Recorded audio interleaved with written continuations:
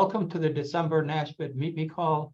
We're delighted to have Erica Cole, partner with McKinsey Health Institute, Alicia Craig, engagement manager with McKinsey Health Institute, and Dr. Bob Shapiro, director of the child abuse team at the Mayerson Center for Safe and Healthy Children, and professor at the University of Cincinnati's Department of Pediatrics, to discuss McKinsey's initiative for digital training on trauma-informed skills.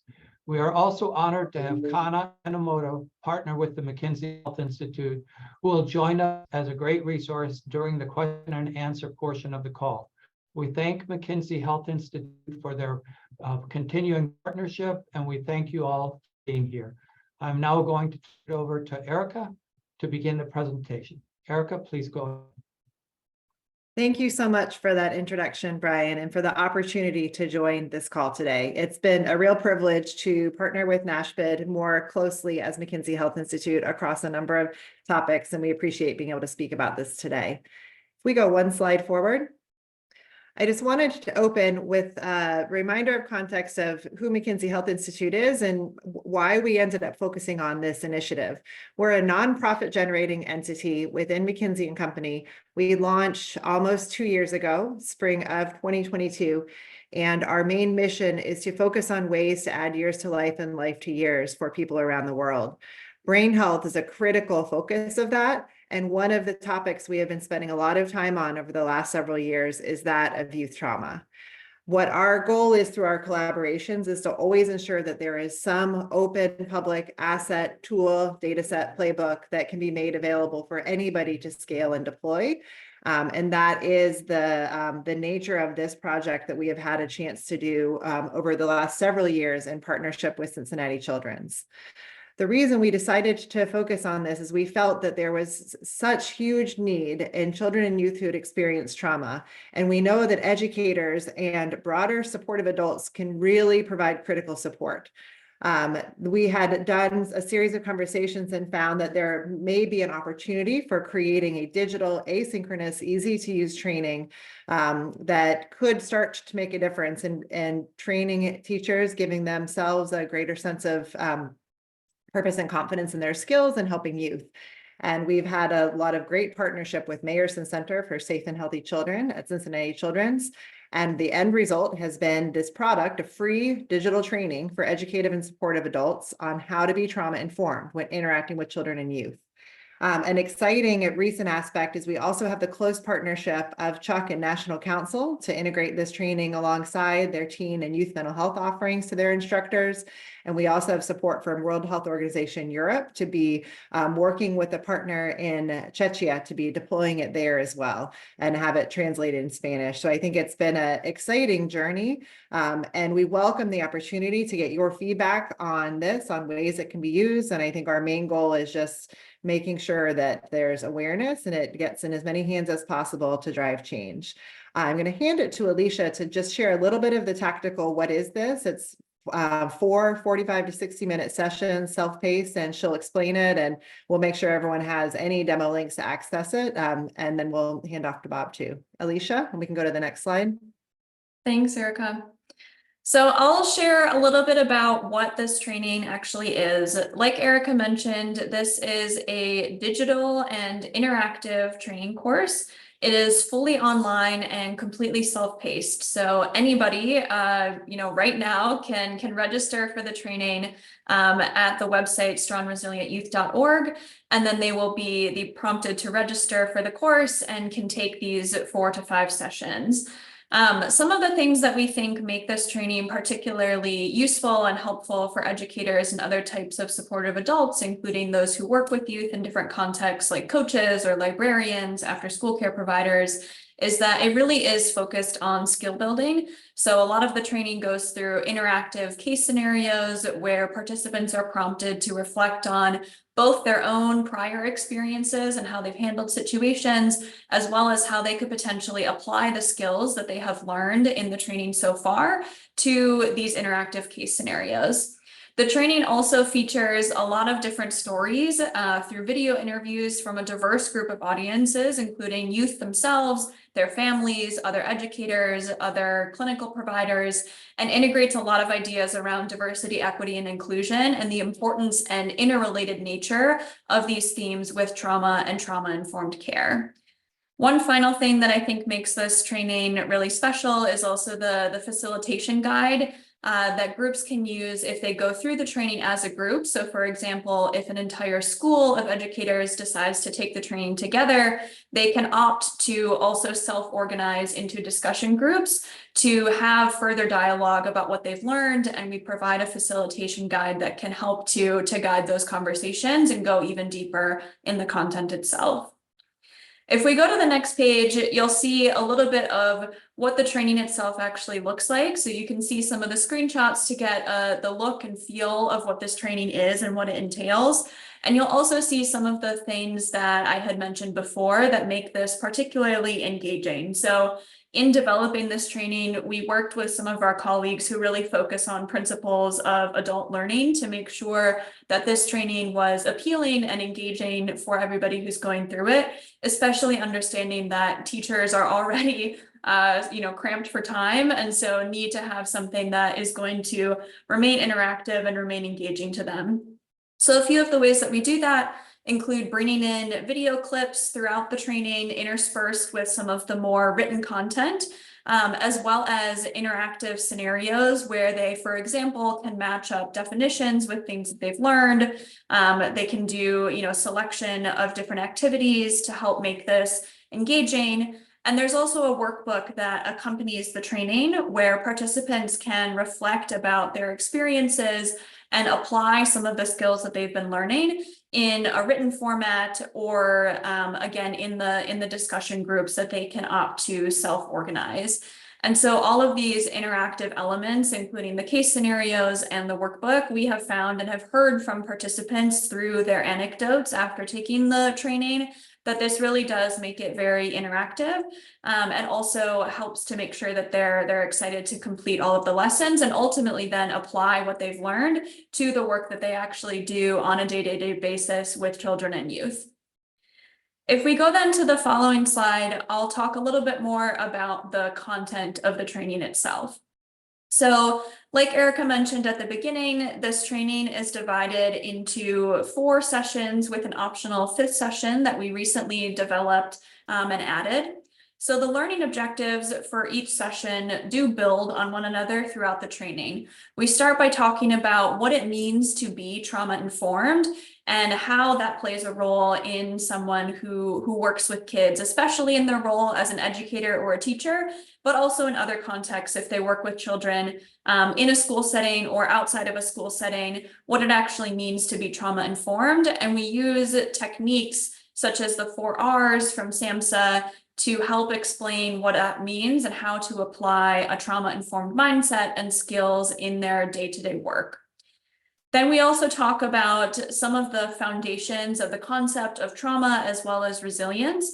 So helping participants to understand how trauma can affect someone, as well as for youth and children, especially how it can affect their ability to learn and engage in a school setting. And then we also focus on youth resilience. So thinking about the strengths and protective factors that can help build a strong relationship between a teacher and a child, and also how kids themselves can be resilient and identify sources of strength in their own life, such as relationships with supportive adults. The 3rd session then talks about addressing traumatic events in the community. And so this is focused on topics like, for example, community violence, or thinking about how certain communities are disproportionately affected by trauma and by other issues. And thinking through as well the role of implicit bias when it comes to addressing trauma and supporting those who've experienced it.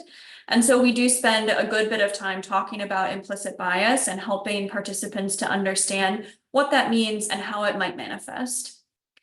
And then finally, the 4th session is really largely focused on a case scenario and actually putting yourselves in the shoes of an educator or other type of supportive adult by applying everything that has been learned up to that point in a given case scenario around using the trauma-informed approach to support children and youth, and also how to facilitate conversations with families and caregivers to make sure that they are part of the conversation and hopefully also part of the solution ultimately. And then finally, the session at the end that is optional and that we recently added is about addressing trauma in the context of conflict and displacement. And so Erica mentioned at the beginning our connection and partnership with WHO in Europe, as well as a nonprofit in the Czech Republic that's helping us to deploy the training. We initially had conceived of this idea because of the ongoing crisis in Ukraine and thinking about how to best support kids and families who have been displaced from their home. And so the origin of this particular session was with that context in mind, but we also made the content, sufficiently broad that it could be applied to a variety of settings in which conflict or displacement is at hand. And so in this particular session, we dive deep on that topic, talking through what displacement is and how that can affect people who are going through it, as well as understanding the effect that displacement and conflict has on an overall family and the kids' ability to learn, to cope, and to handle their emotions. And then we talk about the importance of really taking care of yourself in order to also be able to support those around you, right? Putting your own oxygen mask on first before you're able to best support kids and others. And so we talk about the way that educators, as well as all types of other adults in the community, can support those who've experienced the trauma associated with conflict or displacement. And then finally, if we go to the last slide here, this is just a highlight of the partnerships that Erica has already highlighted, including the National Council and Society for All, which is the Czech nonprofit that we've partnered with in Europe to begin to scale this training there. One thing that I'll just re-highlight is that through our partnership with the National Council, now all teen and youth mental health first aid instructors and first aiders have been automatically enrolled in this training, and it is actually available through the National Council's learning management system and their platform. And so this is a really nice way that even more people are going to be able to access this training content. It remains free for everybody to take, even if they're accessing it through the National Council, and we're really excited about that partnership as another way to bring this resource to others. And now I'll turn it over to Bob to speak a little bit more to some of the impact that we've seen from this training in the community, including some of what he's seen in Cincinnati and beyond in deploying this training. Yeah, thanks so much, Alicia. So I'm Bob Shapiro. I'm a pediatrician at Cincinnati Children's in Ohio. And I direct a center called the Mayerson Center for Safe and Healthy Children. And in the work that we do there, we evaluate children and families when there are concerns for child abuse and neglect. Certainly some of the most horrific forms of trauma that kids experience. In addition, though, I've been very aware that the children who come to see us in our center only represent the tip of the iceberg, and that there are so many children who experience abuse and neglect who are unable to reach. And add to that all the other adversities that children experience and that have profound developmental impacts. We created a community-wide collective impact initiative called Joining Forces for Children that works very much to spread interventions that are upstream to try to prevent, reverse, or provide other promoted and protective factors for kids as they grow up. So the opportunity that we've had to partner with the McKinsey Health Institute has been a dream come true, quite frankly. It's been really wonderful. This partnership has really allowed us to create this training that has had some significant spread, and we hope to continue its spread. So as Erica and Alicia have discussed, this training is really based on informing, providing students of this course with the basic science and the theory behind trauma, how trauma can affect children throughout the entire lifespan, and particularly mental well-being. And then through scenario-based instructions, really include the ability to translate the science into action and interventions. In my world, in medicine, we know that translating basic science into interventions is really a significant hurdle. And this training is something that does it, I think, very successfully. The scenarios are general enough that rather than specific individual interventions that are cookbook, it really provides students with the knowledge to move forward, analyzing a scenario in the classroom or in other child-serving agencies and organizations on how to respond to a child who's experienced trauma. So just some facts in terms of the impact that we've had so far. We've had over 6,000 registrants, and nearly half of them have completed the course, which we think is a great sign. There are many people who register out of curiosity, but don't have any intention of taking the course.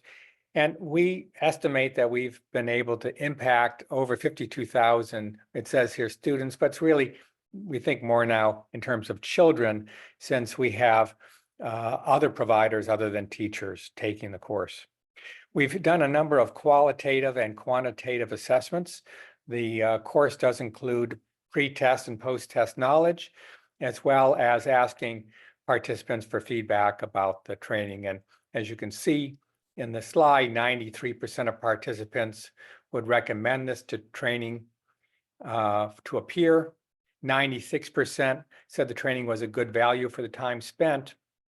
And a measure that I think is particularly important is that 82% of participants who've completed the course said that they have already applied the knowledge and skills they were taught in the course. And we often hear from them that they've been applying the knowledge because they had to apply the knowledge because situations within their environment working with children required it. We've also collected some qualitative comments from participants about what they thought about it. And we, of course, have many, but there's just 4 listed here, outlined here on this slide. Here in the US, one of our participants said the training has made him or her more mindful about how to approach a student in the time of crisis, and made me realize the importance of taking the time to build a relationship with the students. Another participant said that one of the students was making inappropriate comments in class. His attitudes and comments were making me angry. And just like Alicia talked about, one of the things this course helps to teach is to help adults recognize their own trigger points and own self-care and recognizing their own biases.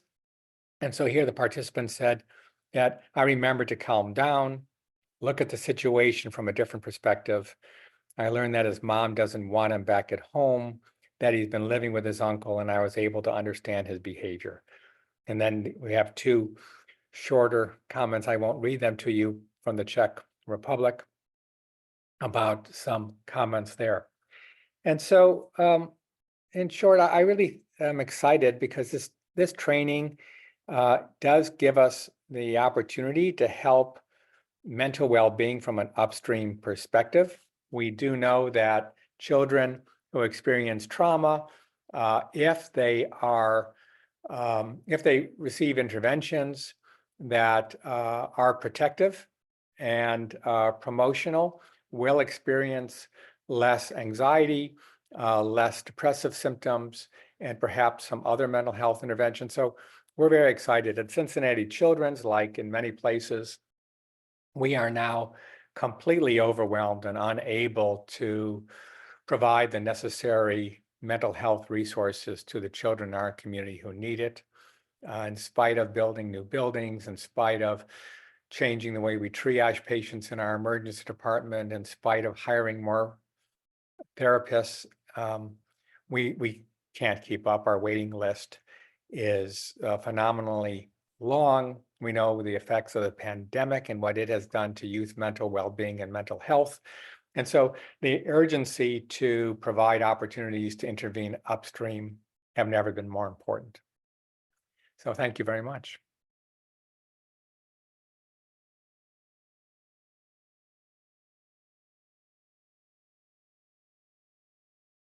Thank you all very, very much. What a fascinating tool. We have so many questions, right? Meaning, first, it's amazing that this is being provided to teachers and supportive adults. I think of so many things where upstream interventions are important, not only to response for living a quality life and well-being, but also when people experience trauma, when children experience trauma, it's hard to know what will be down the line and how they'll potentially respond to that. And, where trauma may have a role in violence down the line. So this upstream piece is just so important. Kana, I just wanted to check with you to see if you have any additional thoughts that you'd like to share. Well, one of the things I was wondering if one of my colleagues could share a little bit, if a state or a community were interested in deploying the training at scale, how might that work, or is that possible? Because we can see that it's accessible online for anybody, but what if we wanted to do a more coordinated launch of the effort? So we're happy to work with any state organization or agency to make that happen. We do offer organizations to enroll their participants as a cohort, which allows them to receive progress reports on number of enrollees, who's completed the course, the average score. Participants can get a certificate of completion and things like that. So we're very happy to work with large organizations and groups. And on the website, Strong Resilient Youth, it does provide a section for group enrollment. Great. Could somebody put the website in the chat box? That would be great to be able to Yes. ask that. Yeah, I'll do that. Thanks, Megan. Okay, wonderful. And also just wondered if there were some thoughts on, or maybe this is already in existence, but an online tool like this for kids, if they've experienced trauma, has that been explored? I love the question. This tool is not that tool. Yeah. One of the things that as we've been continuing to spread the training, we've been doing it with the input from providers. So for instance, we first rolled this out to educators, and the input was from educators, and we created the scenarios based upon the experiences of those educators. We then expanded the training to include all supportive adults, particularly things like groups like after-school programs. Here in Cincinnati, all of the Cincinnati rec center staff are going to be trained in the very near future on trauma-informed interventions. We're working with other organizations as well as our city government to train city employees. That hasn't happened yet, but we're hoping that it will. But it really is training for the adults who interact with students, and messaging to youth, I think, is different. Mm-hmm. And has it been explored, or has the outreach been able to reach juvenile justice at this point? We have not connected our training, I don't think, to any juvenile justice organizations, but it certainly is very applicable, and it'd be a great idea. Great. Kana, do you have any additional thoughts or you'd like to share?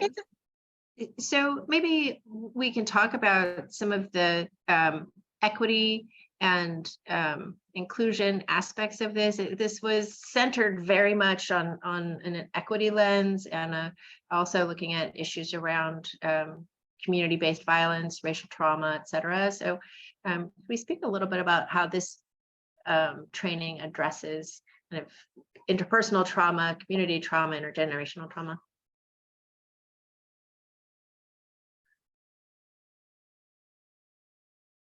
I've done a lot of talking already. Any of my partners No, want we'd to? love, I would say go for it, Bob. We'd love to hear your views on this. So it's terribly important, and we have worked to include voices that are from the community.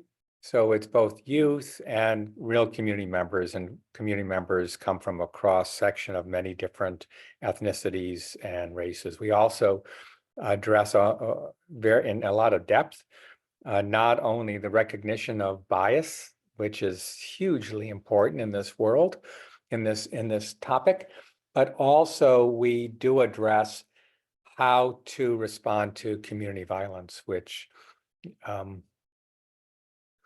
not only were we doing this during the pandemic, but George Floyd had recently happened, as well as other significant community events that really highlighted racialized trauma. And we have incorporated examples of that and responses. That's so important. We recognize that youth experience trauma from events at home, from events within the organizations that are there to support them, and within their communities.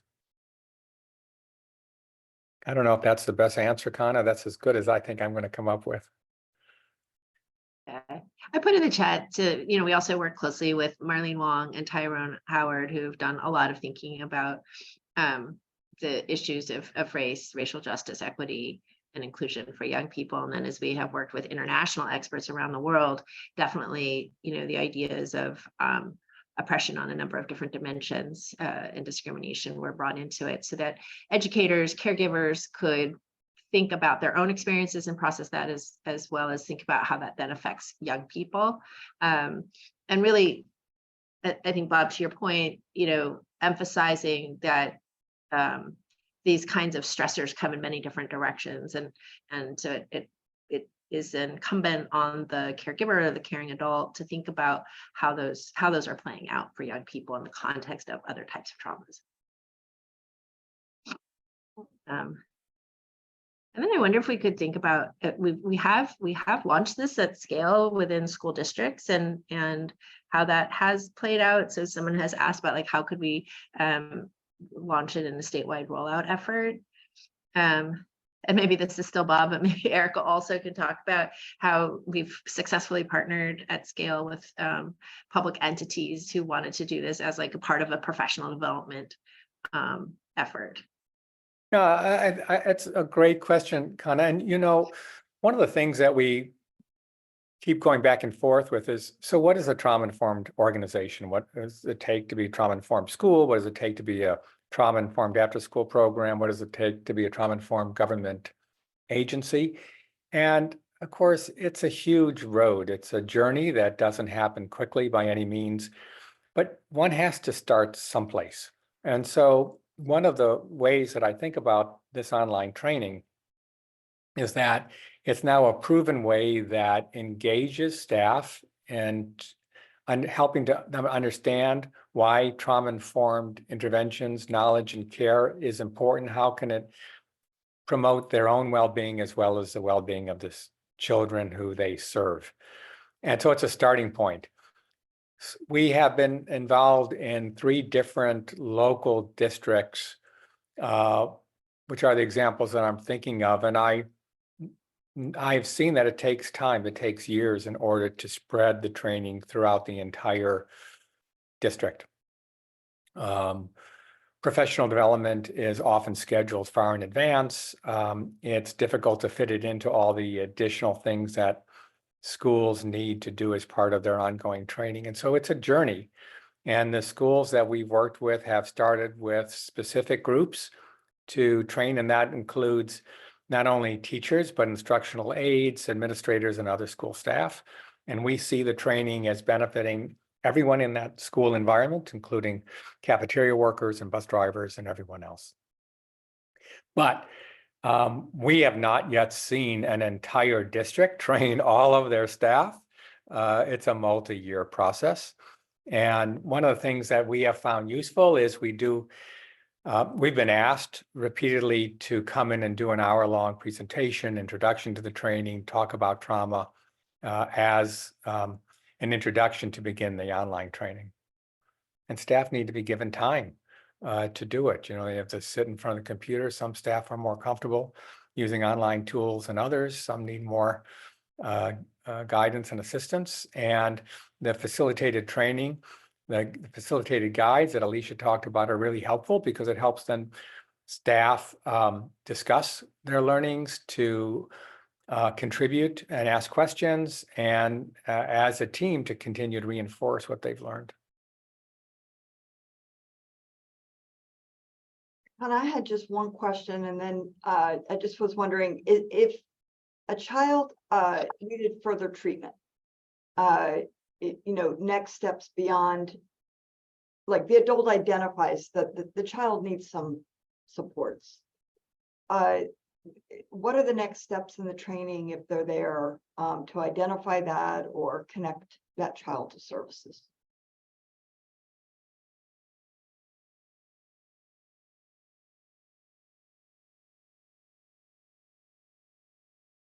I think that's going to be, so the training itself is really for educators, caring adults in a system. It is certainly incumbent on that system, though, to provide those connections and those warm handoffs. So there's room, in the presentation, in the context setting for the training, for the organization to share with the professionals who are taking it, what are the resources in addition to this? So the training does help identify for individuals, like when might you escalate, where might you look? So, in fact, there's a section on mandated reporting, not telling people how to be mandated reporters, because that is something that is, the purview of the district or the community and the state in which they live. But really, what is that? How do you process that? How do you address that? How do you manage that for yourself? And then how do you, what are the ways in which you think about seeking additional help and support in the system? So this isn't a everything to everybody then has a digital mental health tool for module for kids. This doesn't provide treatment. This provides the awareness and so some of the skills for professionals to then make use of those additional kind of resources and services in their environment. Great. Kana, I kind of talked, you were about to ask a question or make a comment previously. Did you want to make that? One of the other great features of the training, and maybe Bob or Eric or Alicia could speak to this, is that it also allows for the people who are taking the training to interact with one another. And I think when we've maybe Erica, you could speak to kind of how some of that surprised us a little bit. Sure. I think that it also goes hand in hand with your question on some of the skill building aspects of this too. So in addition to the immediate kind of being in better position to support youth in need, one of the outcomes of the training is increased retention of educators. So it builds their resilience, it builds their confidence and skills, and it increases their retention. And I think that there's a lot of synergy for how this can carry over to other professions too that are working with youth. I love seeing in the comments the juvenile justice and others, and we've intentionally expanded the training to be relevant for any supportive adult. So it would be exciting to kind of pilot in that way. I would say that the community building really is a strong aspect that feeds into that resilience and retention on the educator front. So we had some really impressive numbers, and we can pull some of those of when we initially piloted. This was one of those unexpected positive outcomes. We had a kind of chat board type function set up. So as teachers were going through the training, they could share their experiences with each other, talk about how they were real-time applying the learnings, test things. And there was so much activity that I think a lot of what happened was it just made it a more addressable topic. It made it fine to talk about, easy to talk about. People were sharing and swapping notes, and it really strengthened the community. And so that's certainly the way that the training can be deployed. I think that's a big positive attribute as well that keeps it sustainable and long lasting.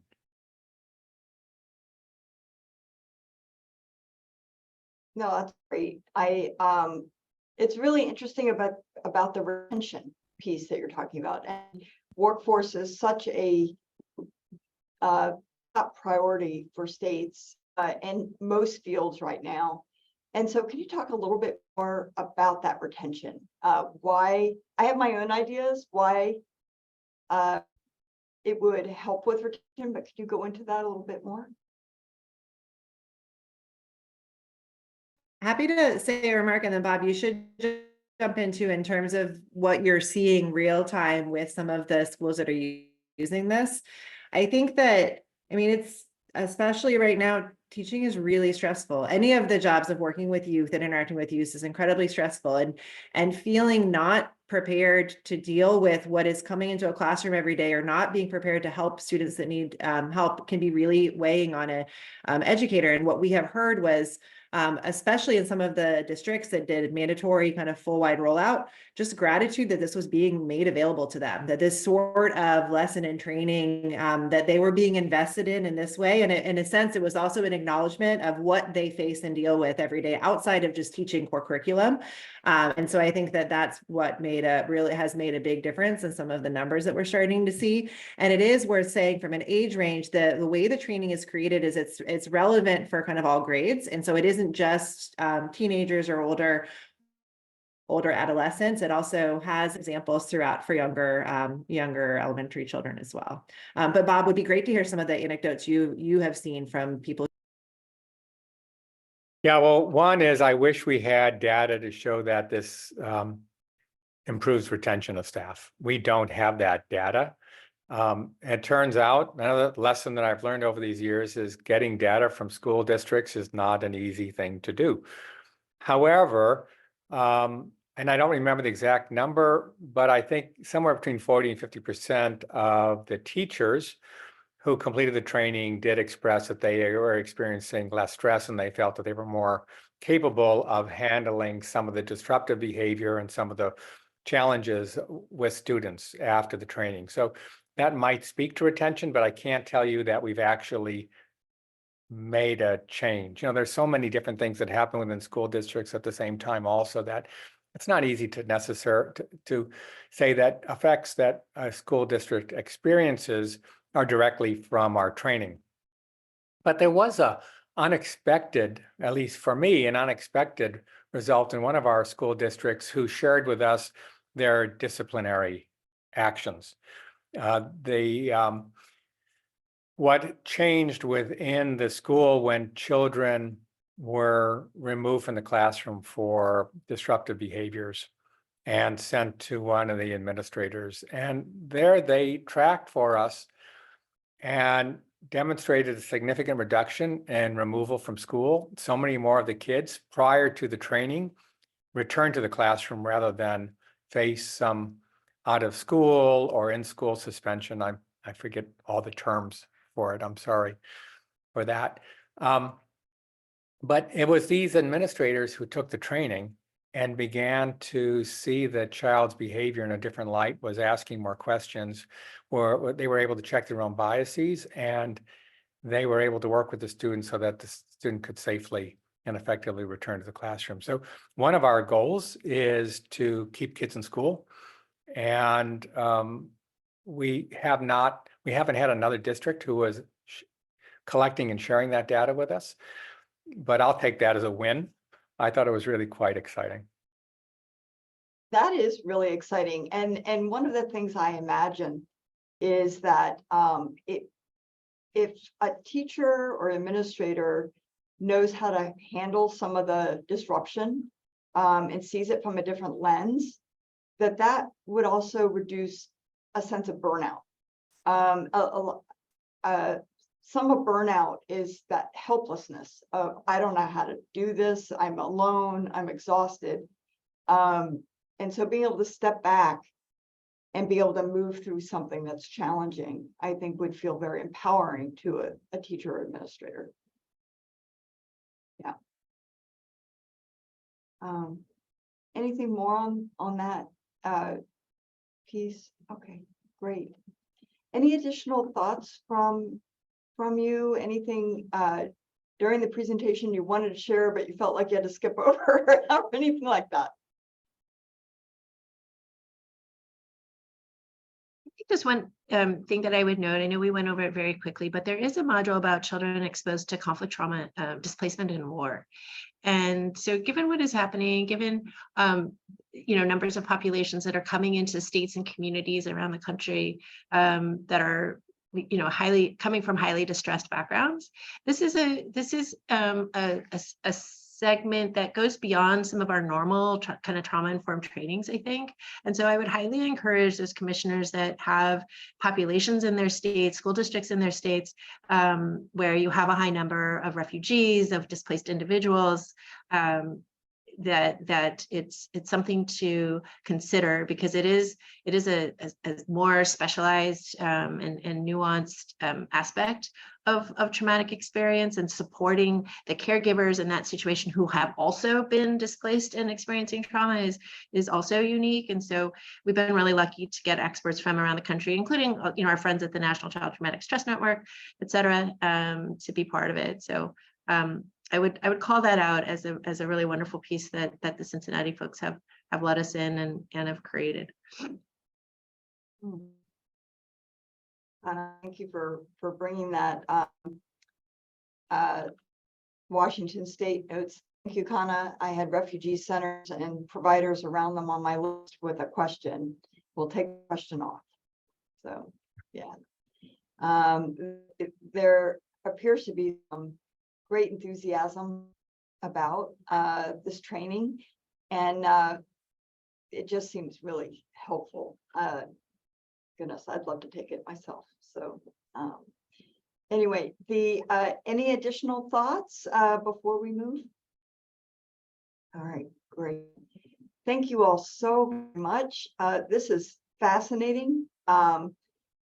We'll put the link not only in the chat, but in our follow-up materials and also in our newsletter for the website. So thank you very, very much.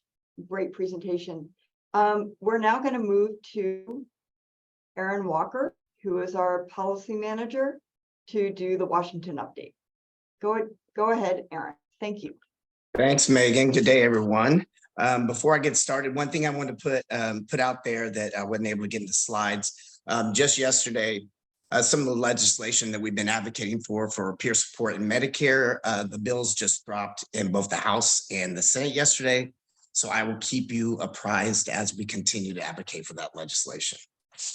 Next slide, please. SAMHSA has their new data strategy out for 2023 to 2026 that details the agency's commitment to data and evidence, which is only possible through robust systems of data collection, analysis, and dissemination. They collected this information from fall of 2022, where they held over 20 listening sessions with stakeholders from a variety of interest groups that are listed all here. This data strategy is predicated upon learnings from these sessions and is outlined across four key goals. First, enhance SAMHSA's ability to collect, capture, and maintain high-quality data. Conduct robust performance monitoring, evaluation, and surveillance. Strengthen access to utilization of and dissemination of SAMHSA data. And expand and strengthen SAMHSA's workforce capacity. And you'll see a link here at the bottom. Next slide, please. Also, the International Initiative for Mental Health Leadership, as well as the International Initiative for Disability Leadership, have changed their name, brand, and website. They are now known as collectively Global Leadership Exchange, which is used to connect leaders in mental health, disability, and substance use, as well as creating space for sharing ideas, knowledge, and best practice to help spread innovation and change lives. This was IAMHL initially was formed in 2003 by Fran Silvestri through a partnership between the US, England, and New Zealand. And in 2006, the disability leaders developed the IIDL to offer leaders in the field, in this field, the same opportunity as IIMHL afforded mental health leaders. And so you'll see a link here to the Global Leadership Exchange site, and at the bottom to the reason why for the change. Next slide, please. SAMHSA has put out a new report, the foundation work for exploring incompetence to stand trial evaluations and competence restoration for people with serious mental illness, serious emotional disturbance.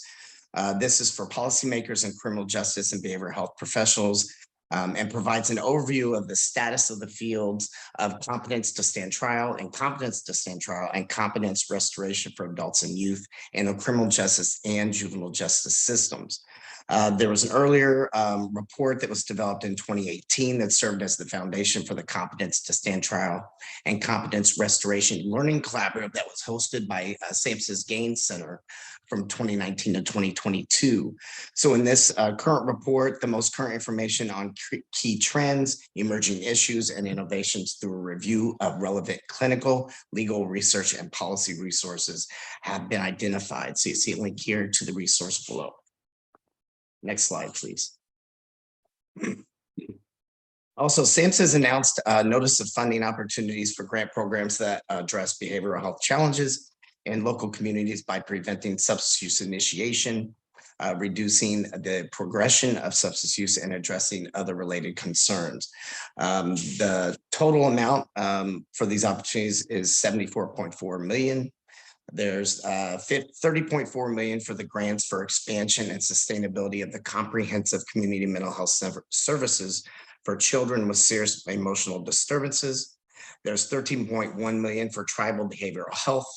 There's $15.5 million for partnerships for success for states and $15.5 million for partnerships for success for communities, local governments, universities, colleges, and tribal organizations. And you see a link here to the announcement at the bottom. Next slide, please. Also, just wanted to point out that the Center of Excellence, Nashville has partnered with and conducting a needs assessment of our members. The purpose of this assessment is to identify the needs of state mental health agency leaders, including the needs of their provider networks related to having knowledge about and adhering to health privacy laws and regulations when providing care to the people that they serve. So this includes challenges associated with reconciling federal and state specific health privacy laws or regulations and applying regulations in practice to various settings. So this is a part of the slides that you should have received already. So please definitely feel free to take just literally, it's only 10 questions. This will really help them to develop more resources that will be useful to the states. So definitely feel free to please get on and complete this very quick survey. Next slide, please. On November 14th, CMS announced Missouri's extension of comprehensive coverage after pregnancy through Medicaid and CHIP for postpartum individuals for a full 12 months, which makes them the 40th state to be approved for the extended coverage. And this was made possible by the American Rescue Plan and made permanent by the Consolidated Appropriations Act of 2023. You see a link here at the bottom. Next slide, please. On November 16th, CMS released the CMCS Informational Bulletin coverage of services and supports to address health-related social needs in Medicaid and CHIP. This outlines a framework of services and supports to address health-related social needs that CMS considers allowable under specific Medicaid and CHIP authorities.